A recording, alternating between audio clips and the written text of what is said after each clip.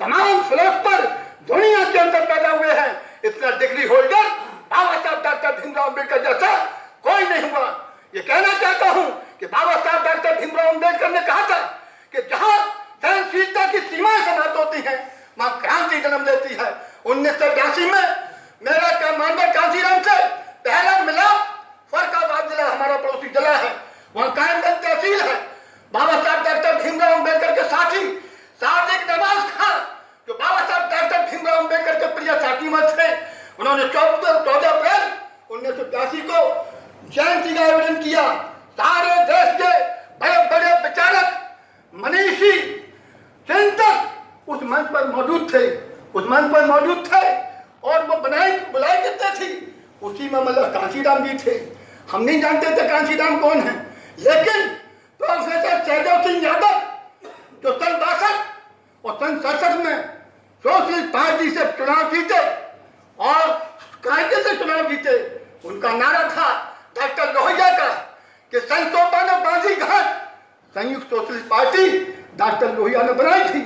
सन 54 में बाजीघाट पिछड़े पावे सौ में साथ प्रोफेसर सहदेव सिंह यादव ने उस नारे को गति दी, और गति देने के बाद क्या कहा कि पंगे लूट कर रहे खासी, जागो जागो रे 85। और तो 14 अप्रैल 1982 में जयंती हुई थी और बड़े बड़े मनीषी बने हुए थे। आप महानता का अंदाजा लगा सकते हैं कि प्रोफेसर सहदेव सिंह यादव कितने बड़े योद्धा थे। जब बड़े बड़े मनीषी बैठे थे, उस सभा की, उस जयंती की अध्यक्षता पूर्व विधायक प्रोफेसर सहदेव सिंह ने की थी। ये थे प्रोफेसर सहदेव सिंह यादव। और मानवर कांशीराम इटावा आते थे, इटावा उनके निवास पर जाते थे। एक मकान उनका भटना में था जहां से वो विधायक बनते थे, मानवर कांशीराम, और वहां जाते थे। और जो मानवर कांशीराम ने बांध से बनाई, मानवर कांशीराम ने गैस रोड बनाया, और आगे चलकर जब बहुजन समाज पार्टी बनाई, तो मैं बताना चाहता हूं मानवर कांशीराम ने पूर्व विधायक प्रोफेसर सहदेव सिंह यादव से क्या कहा कि ये जो कानपुर मंडल है, ये राजधानी है पिछड़ों की, ये क्रांतिकारी जमीन है, यहाँ बड़े बड़े योद्धाओं ने जन्म लिया है। इस बांधछेद की कमान हम आपको सौंपना चाहते हैं। हम आपसे आग्रह करते हैं, अनुरोध करते हैं कि अगर आप कानपुर मंडल की कमान संभाल लेंगे तो पिछड़ा दलित मुसलमान एक सूत्र में बंधकर ब्राह्मणवादी शक्तियों को चैलेंज करेगा। बाबा साहब डॉक्टर भीमराव अम्बेडकर ने कहा था कि जहां जब तक भारत की धरती पर ब्राह्मणवाद रहेगा, ये देश बर्बाद रहेगा। जब तक भारत की धरती पर ब्राह्मणवाद रहेगा, सामवाद, समाजवाद की कल्पना करना व्यर्थ है। किसने कहा था? बाबा साहब डॉक्टर भीमराव अम्बेडकर ने। बाबा साहब डॉक्टर भीमराव अम्बेडकर ने आरक्षण की व्यवस्था संविधान में की। आज तक हम लोग संविधान में ब्राह्मणवादी व्यवस्था का मूल रूप क्या है उसे बताने में असमर्थ है। हमने मानवर कांशीराम के साथ कबड्डी खेलने का प्रयास किया, वो एक यही योद्धा था मानवर कांशीराम। उसने पारी खींची, 15 एक तरफ और 85 एक तरफ, नारा दिया कि वोट हमारा, राज तुम्हारा नहीं चलेगा, 85 पे 15 का शासन नहीं रहेगा। अपने स्लोगन पर आधार बाबा साहब डॉक्टर भीमराव अम्बेडकर का मिशन पर टुका हुआ है, उसे आगे बढ़ाने का काम मानवर कांशीराम ने किया। और आज प्लास्टिक पेंट की दीवारों पर जो बाबा साहब की तस्वीरें लगी हुई हैं, इसका सारा श्रेय मानवर कांशीराम के मिशन को और संघर्ष को जाता है। हमें स्वीकार करना चाहिए इस चीज को। लेकिन जो बाबा साहब डॉक्टर भीमराव अम्बेडकर का मिशन रुका हुआ था, आज जिसकी जितनी संख्या भारी उसकी उसने हिस्सेदारी, आज जिसकी जितनी थैली भारी उसकी उतनी हिस्सेदारी, सब चीज बदल चुकी है। और यहाँ तक दो मनीषी बैठे हुए हैं। मैं खास तौर से हमने कहा हटाऊं तो बगावत है, रुलाऊं तो भगावत है। ये 4 फुट 5 फुट का आदमी बैठा हुआ है, आपने हैंडपंप देखा है? हैंडपंप ऊपर होता है और नीचे 100-200 गज होता है। ये बैठा हुआ है आदमी। हम इससे कहना चाहते हैं कि सामाजिक परिवर्तन मिशन चला लिया, अब तुम्हें पारी खींचनी है। मानवर कांशीराम और डॉक्टर भीमराव अम्बेडकर के मिशन को आगे बढ़ाना है तो सियासी जमात बनानी पड़ेगी। वरना ये हम लोग होते रहेंगे और हम तो मेहनत करेंगे, जो हम संघर्ष करेंगे। एक लुटेरी बैठी हुई है, वो सारी की सारी फसल मानवर कांशीराम ने 14 अप्रैल 1984 को कॉन्स्टिट्यूशन क्लब में दिल्ली में पार्टी बनाई। और पार्टी बनाते वक्त क्या कहा था? ये कहा था कि बहुजन समाज पार्टी बनाना बहुत आसान काम था, हमने चुटकी बजाते बना ली। लेकिन बहुजन समाज को एकत्रित करना बहुत मुश्किल काम है, लेकिन इस मुश्किल काम को आसान किया जा सकता है। कैसे किया जा सकता है? इंसानी भाईचारे के माध्यम से। उन्होंने सारे लोगों को जितनी जिसकी संख्या भारी उसकी उतनी हिस्सेदारी देने का काम, संकल्प, संघर्ष अगर किसी व्यक्ति ने किया है, उस व्यक्ति का नाम है मानवर कांशीराम। और मानवर कांशीराम के मिशन की, डॉक्टर भीमराव अम्बेडकर के कामों की हत्या करने वाला कोई है, उसका नाम है मायावती। जिम्मेदारी के साथ कहना चाहता हूँ, और मायावती में ज्यादा मेहनत मत करो, खेल खत्म हो गया है। उसने अकूत संपत्ति इकट्ठी कर ली है, 400 करोड़ की संपत्ति ईडी ने सीबीआई के माध्यम से किसकी ले ली? आनंद की। कौन है इसका सगा भाई? और उसकी भाभी कौन है? विचित्रलता। 400 करोड़ की संपत्ति ले ली और हजारों करोड़ की संपत्ति रडार पर है। वो अपनी जान बचाएगी, अपना सम्मान बचाएगी या बहुजन समाज बचाएगी? तो बाबा साहब डॉक्टर भीमराव अम्बेडकर ने बहुजन हिताय बहुजन सुखाय 14 अक्टूबर 1956 याद रखना। इस तारीख को अगर पिछड़े दलित मुसलमान याद रखेंगे तो दिन दूर नहीं है, देश के शासक बन सकते हो। बाबा साहब डॉक्टर भीमराव अम्बेडकर ने नागपुर में जहाँ आरएसएस का नार गड़ा हुआ है, जहाँ से फिरका बस्ती संचालित होती है, सांप्रदायिकता फैलाई जाती है, देश के अंदर विघटनकारी योजनाएं तैयार करके फेंक दी जाती हैं, उस नागपुर के मैदान में बाबा साहब डॉक्टर भीमराव अम्बेडकर कहीं भी कुछ कर सकते थे। लेकिन 1925 में आरएसएस बनी और 14 से 1956 में बाबा साहब डॉक्टर भीमराव अम्बेडकर ने कहा कि हिंदू धर्म में जन्म लेना या न लेना मेरे अधिकार की बात थी। हिंदुत्ववादियों के जो उन्होंने तमाचे मारने का काम किया है, थप्पड़ मारने का काम किया है, लात मारने का काम किया है, हिंदुत्व के गले में घूंटा रखने का काम किया है। क्या कहा था कि हिंदू धर्म में जन्म लेना या ना लेना मेरे अधिकार की बात नहीं थी, लेकिन ये मेरे अधिकार की बात है कि मैं किस धर्म में मरूं। उन्होंने कहा हम हिंदू धर्म का प्रत्याग करते हैं, जिसमें कुत्ते बिल्ली मंदिर में जा सकते हैं, कुएं में चढ़ सकते हैं, पोखर में पानी पी सकते हैं, लेकिन एक मानव की औलाद नहीं जा सकती मंदिर में, नहीं जाती कुएं पे, नहीं पानी पी सकती पोखर से। ये धर्म नहीं है, हम अधर्म है, हम इसको लात मारते हैं। यहाँ का मूल धर्म बौद्ध धर्म उसको अंगीकार करते हैं।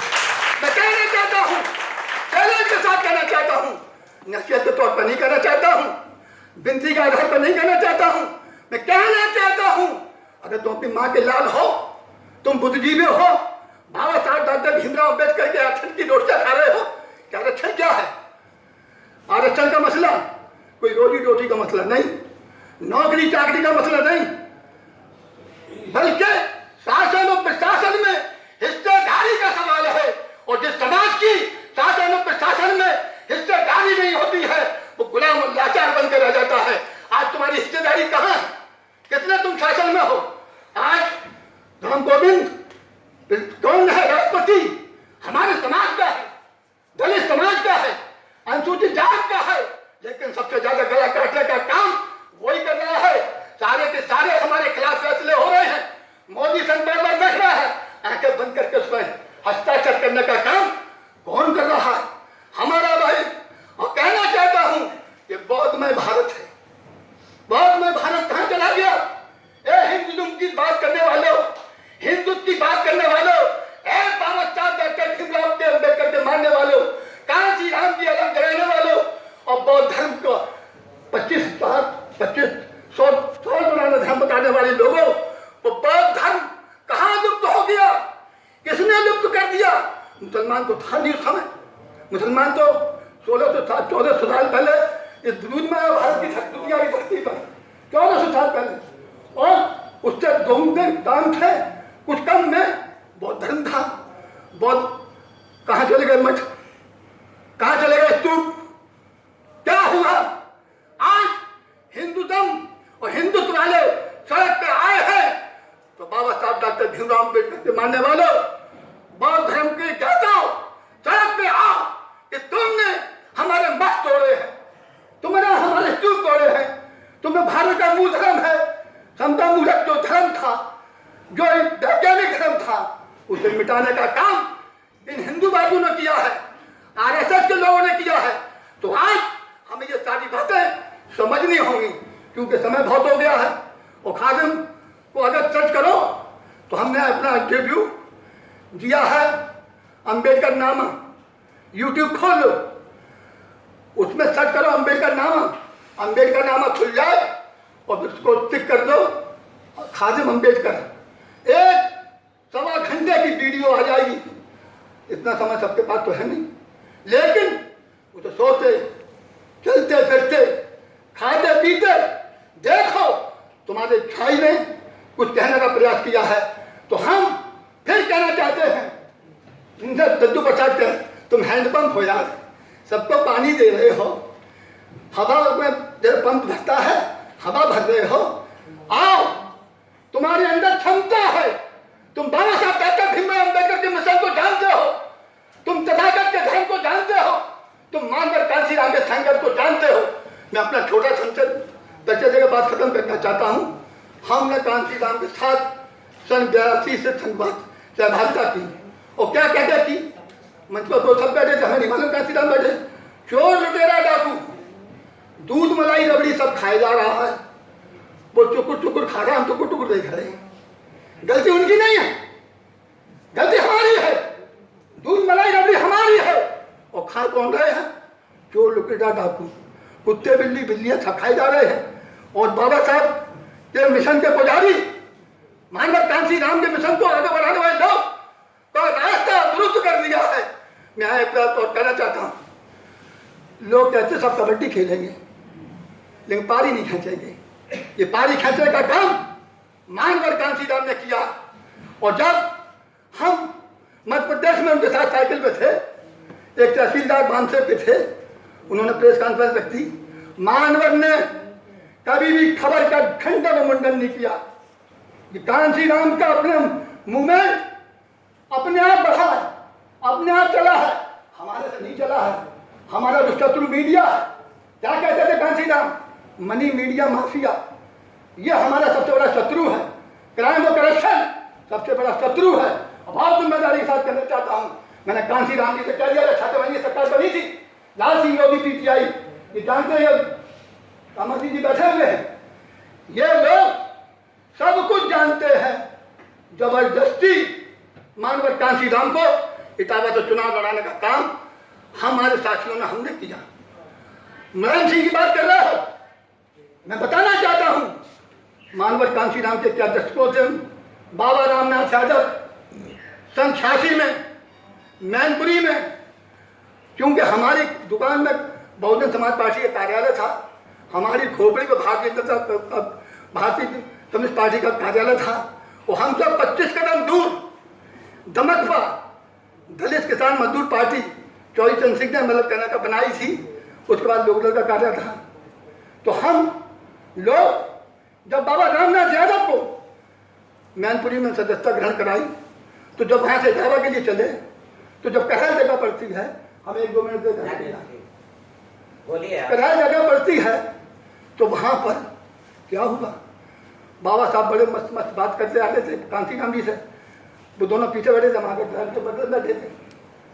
एकदम जब कहल आया तो बाबा रामनाथ यादव भी जिंदा है, सतना में है, अपनी बिटिया के पास, पता कर लेना इनके पास कौन है, जो भी आए हैं, इनके संग साथी होया कि बच्चा बता दिया था हमको। तो क्या कहा बाबा रामनाथ बोले, साहब कि हाँ बताओ, ये कांशीराम, ये मुलायम सिंह के गुरु नथू सिंह यादव मेंबर साहब का इलाका है।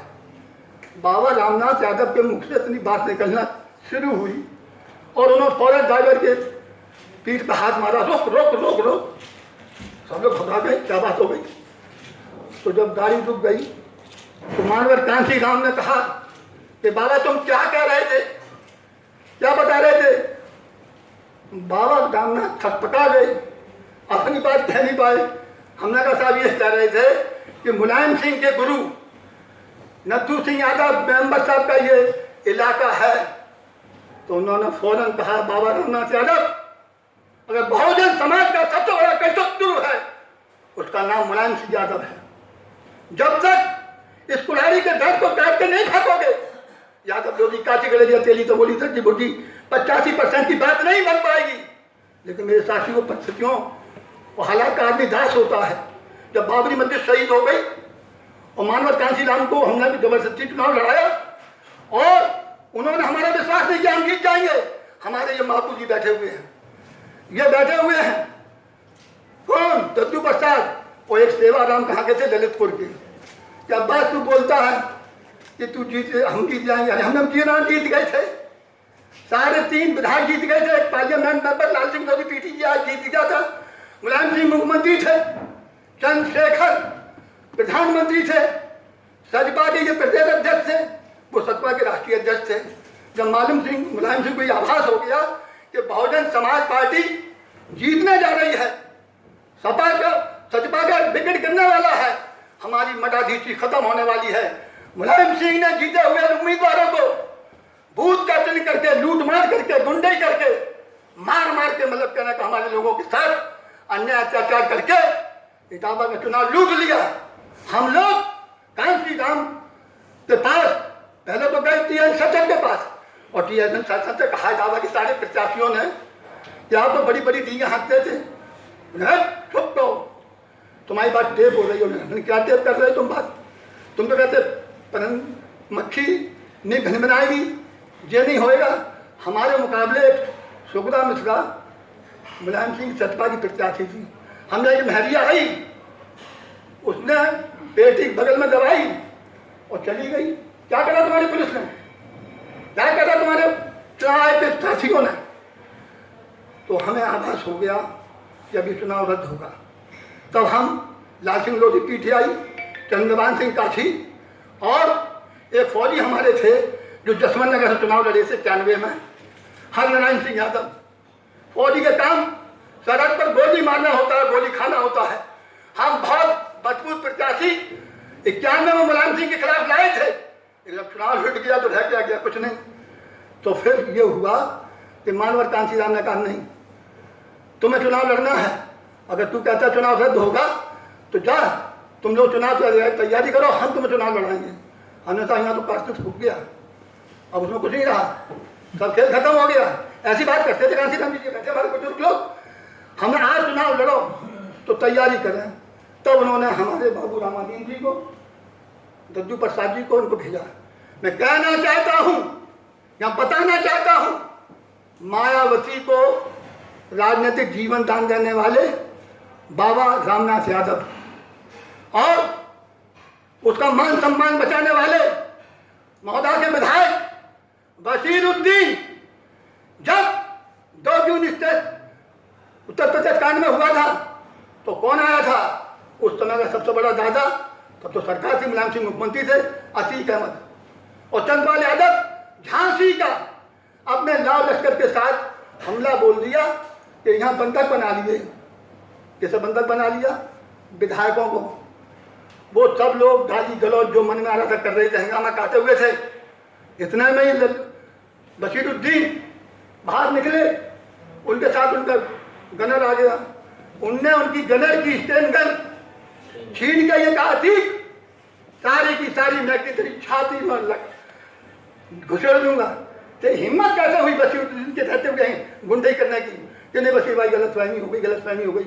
जिस आंधी तूफान की तरीके से आया था अतीक अपने साथियों को लेकर, उसी तरीके से चला गया।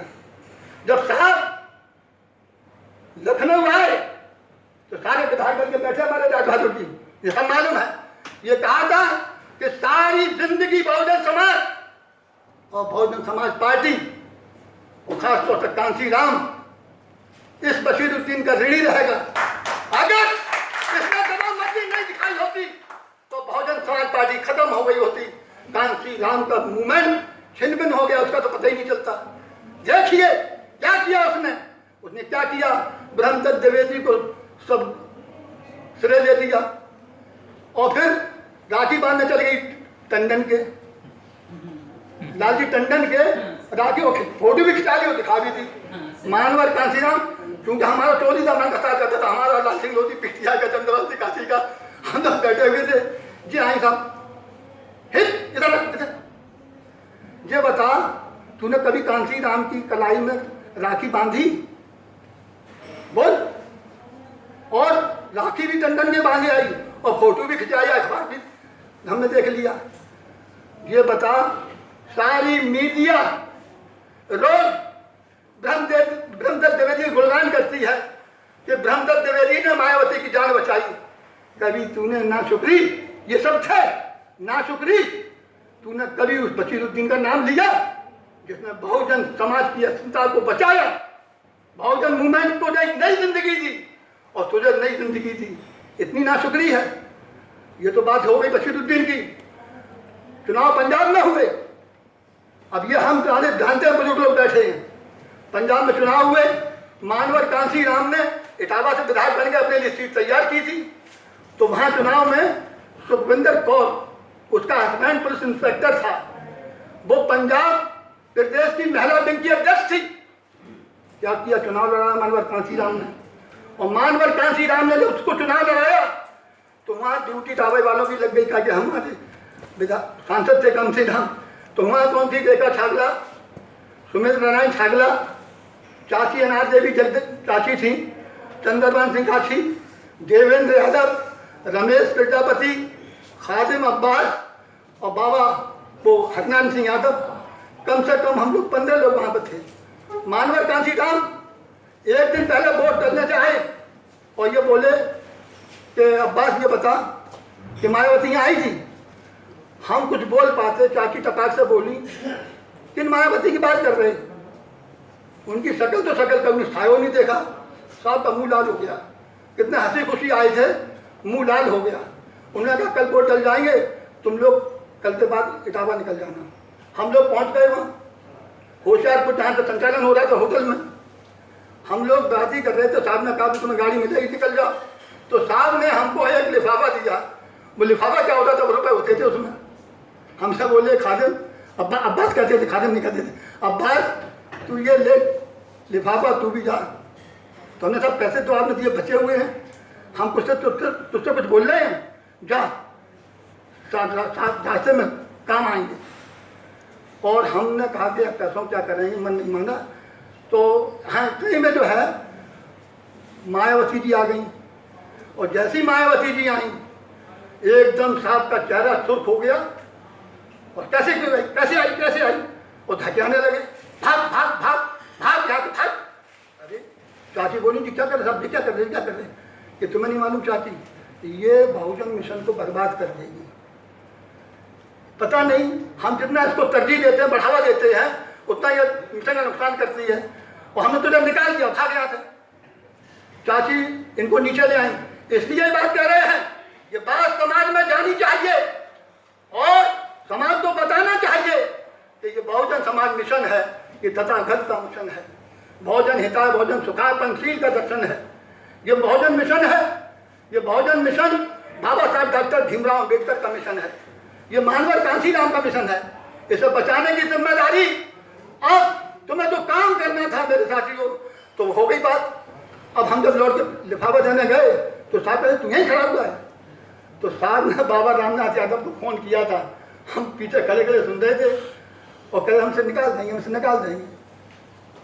तो बाबा से साहब ने कहा कि प्रेस कॉन्फ्रेंस बुलाओ। कभी साहब नहीं बुलाते थे, लेकिन प्रेस कॉन्फ्रेंस बुलाई और उसका मामला हो गया। तो हम पहुंच गए दिल्ली, जाना था इटावा। तो मानवर कांसीराम और बाबा खूब लड़े, 3-4 घंटे लड़े, सुबह हो गया। और बाबा ने मालूम क्या कहा कांसीराम जी से, तुम डिक्टेटर हो, तानाशाह हो, तुमने हमें क्यों नहीं बताया कि हमने प्रेस कॉन्फ्रेंस इसलिए बुलाई है। तो साहब बोले तुझसे किसने कहा? हम बगल का वाली कमरे में लेटे हुए थे, वो समझ गए चुगली खादिम ने कर दी। वहां पर लाल दाल तुझसे कहा था इटावा जाओ, तू यहाँ क्यों आ गया? अरे हम साहब क्या गुस्सा हो रहे हो? फिर दोनों लड़ने लगे, हमें डांटते, फिर दोनों लड़ने लगे। तो बाबा ने कहा कि हम किसी तानाशाह के साथ काम नहीं करना चाहते, तुम तानाशाह हो, हम कम्युनिस्ट पार्टी के वर्कर हैं, हम कम्युनिस्ट पार्टी से विधायक चुने गए थे, 74 में। ये आप क्या कर